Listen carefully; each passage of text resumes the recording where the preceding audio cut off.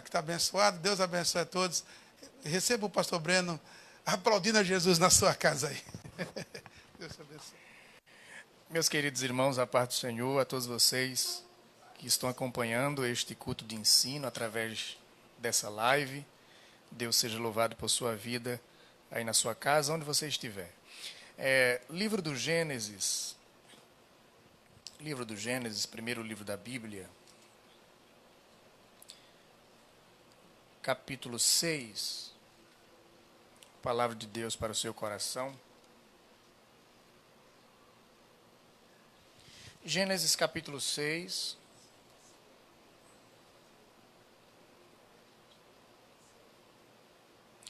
versos de número 14 a seguir, a Bíblia diz assim: Faze para ti uma arca de madeira de gofer, e farás compartimentos na arca, e a betumarás por dentro e por fora com betume.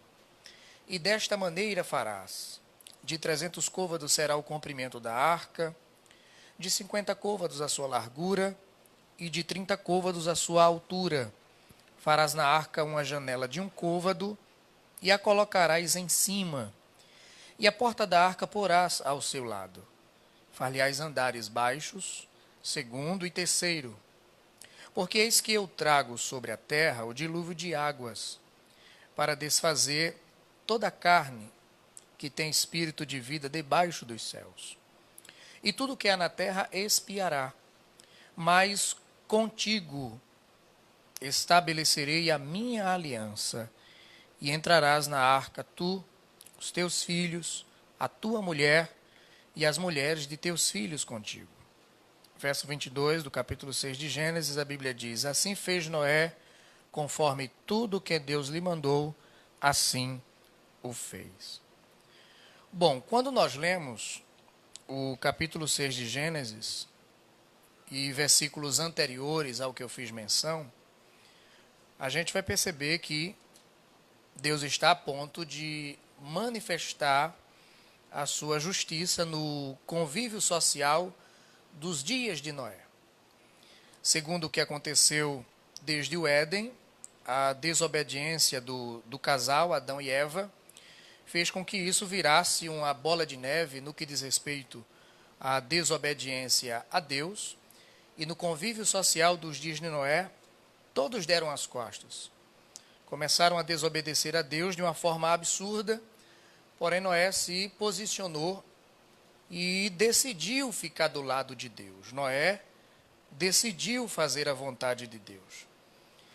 E para quem faz a vontade de Deus, assim como Noé em seus dias, já diz a Bíblia na primeira carta de João, capítulo 2, verso 17, que o mundo passa e com ele a sua concupiscência, mas aquele que faz a vontade de Deus permanece para sempre. Então, esse é o primeiro ponto para quem faz a vontade de Deus, assim como Noé. O texto está dizendo, de 1 João, capítulo 2, verso 17, que quem faz a vontade de Deus permanece para sempre. Faça sol, faça chuva, o prazer é estar, o prazer é servir, o prazer é permanecer. E segundo a Bíblia também, para quem faz a vontade de Deus, isso aqui é profético para a sua vida, Deus acrescenta os seus anos de vida na terra. Eu vou repetir isso. Para quem faz a vontade de Deus, Deus acrescenta os seus anos de vida na terra. Você sabe quantos anos Noé viveu? Noé viveu 950 anos. 950 anos Deus preservou a vida de Noé em seus dias por ter feito a sua vontade. E a gente tem um exemplo na Bíblia de um rei que ele fez a vontade de Deus quando ele assumiu o reinado de Judá. O nome desse rei se chama Ezequias. O Ezequias, ele consertou o que estava quebrado, organizou o que estava desorganizado, trouxe o povo novamente para servir e adorar a Deus. Só que a Bíblia vai dizer em 2 Reis, capítulo 20, que o rei Ezequias ele é acometido de uma enfermidade mortal. E ele vai receber a visita do profeta Isaías, e o profeta Isaías fala para ele uma mensagem um tanto dura, Porque o profeta vai dizer, ó, põe a tua casa em ordem, porque da cama em que estás, certamente morrerás. E aí o rei, ele não chamou a atenção do profeta Isaías, devido à mensagem que ele ouviu, mas ele foi falar com Deus. E essa deve ser a sua atitude diante das adversidades. Essa deve ser a sua posição diante do caos. Falar com Deus, falar com quem pode resolver o problema. Então, o rei Ezequias, ele foi falar com quem era maior do que o profeta, que era exatamente Deus. E ele vira o seu rosto e coloca o seu rosto na parede do quarto e começa a orar. E começa a dizer, Deus, olhe, lembre-se que eu fiz a sua vontade, eu andei na sua presença, eu decidi ficar do seu lado.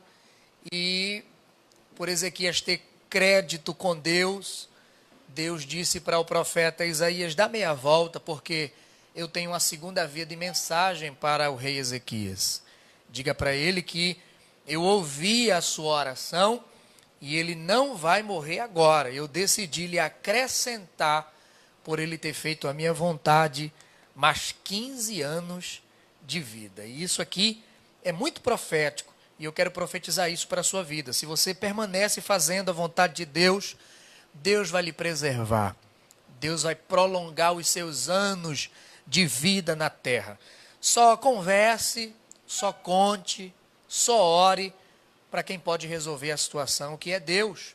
E aí Deus manda aqui o Noé fazer uma arca, preparar uma arca para abrigar não só ele, mas toda a sua família. E o Noé assim obedece. O dilúvio passou 40 dias, e depois de 40 dias, para finalizarmos o texto do capítulo 9 de Gênesis, e o verso de número 28, a Bíblia diz assim, e viveu Noé, depois do dilúvio, 350 anos. Olha que coisa linda esse texto, gente. Gênesis 9, verso 28, o texto diz, e viveu Noé depois do dilúvio, depois de todo o caos, depois de toda aquela situação, depois que tudo passou. A Bíblia está dizendo aqui que Noé viveu mais 350 anos. Eu quero que você escute essa palavra de Deus para o seu coração. Tem vida após o caos. Tem vida após o caos. Depois de todo o caos, depois de tudo que aconteceu nos dias de Noé, Noé ainda viveu mais 350 anos. E tem um outro texto paralelo a esse aqui, lá no livro de Jó, no capítulo 42, e o verso de número 16, é 2 versículos que se encaixam, é 2 versículos tremendo, para a gente tomar posse, para a gente acreditar, acima de tudo, na palavra, diante de toda essa situação que nós estamos enfrentando. E o texto paralelo, a Gênesis 9, verso 28, é exatamente o de Jó 42, e o verso 16, quando a Bíblia diz, e depois disto, viveu Jó 140 anos, e viu a seus filhos, e aos filhos de seus filhos, até a 4ª geração. Olha que 2 versículos tremendos, gente. Noé, depois do caos, viveu mais 350 anos. E Jó, depois de tudo que ele enfrentou, depois de tudo que ele passou, depois de toda a prova, depois do que ele perdeu, a Bíblia está dizendo que depois de tudo, ele viveu mais 140 anos.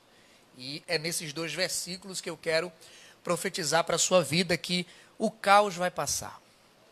O caos vai passar. Tá bom? Está tudo sob o controle de Deus. Sua vida está guardada, e não só a sua vida, mas toda a sua família também. Eu quero declarar para a sua vida, finalizando através desse texto de Jó 42, versículo 16, que a sua família, isso aqui é continuidade da família, gente. A Bíblia está dizendo que Jó viu os seus filhos e os filhos de seus filhos. A sua família, ela vai continuar. Tá bom? Eu quero declarar para a sua vida que você tome posse o Salmo 91, verso 10. Nenhum mal te sucederá e nem praga alguma chegará à sua tenda, sua vida está guardada, os seus estão guardados em Deus. Olhe, para finalizar agora com chave de ouro, Atos 28. O Paulo passou por um momento muito difícil, com mais alguns tripulantes que estavam com ele naquela embarcação. Uma grande tempestade. O único pensamento, não só dos tripulantes, mas como um todo, era de morte, era que o navio ia afundar e todos iriam morrer.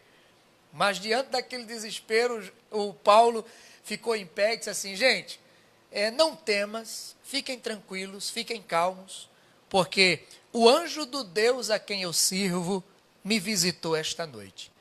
E a palavra que eu tenho para vocês não é de morte. Deus decidiu dar livramento a todo mundo nessa embarcação. Só o barco vai afundar, mas ninguém vai morrer. E às vezes, diante do caos, as perdas são inevitáveis, não é? O navio afundar é perdas. As perdas, às vezes, são inevitáveis diante do problema, diante das situações adversas. Mas o importante é Deus lhe preservar com vida, porque quando Deus lhe preserva com vida, é Ele lhe dizendo, em outras palavras, tem restituição lá na frente. Glória a Deus. Tem devolução daquilo que você perdeu lá na frente. E a Bíblia vai dizer em Atos 28 que não muito longe tinha uma ilha chamada Malta. Então, o que é que eu aprendo como lição aqui?